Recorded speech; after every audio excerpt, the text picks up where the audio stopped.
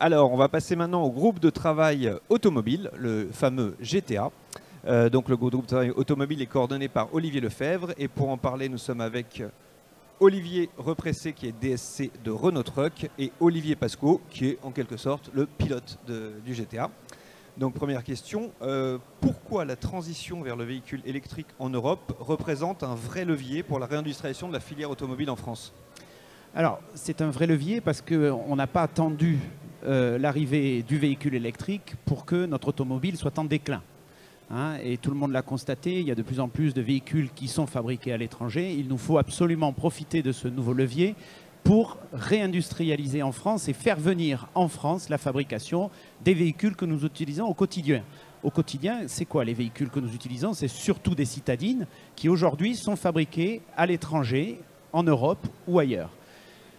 Un dogme qu'il faut arriver à lever, c'est le dogme du coût du travail.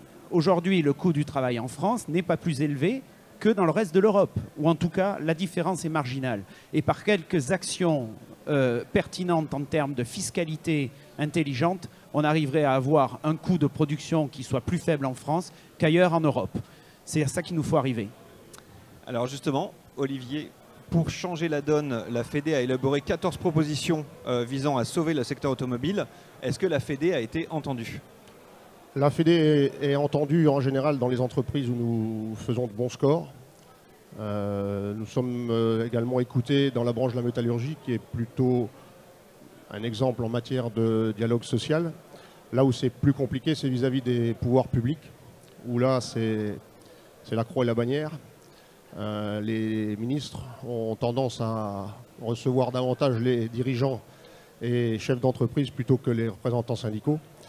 Donc c'est pourtant fondamental pour nous qu'on puisse être traité de la même manière que les représentants des entreprises, que les chefs des entreprises. Donc c'est pour ça que nos 14 propositions, on va continuer de les porter, de les diffuser et de les défendre dès que l'occasion se présentera.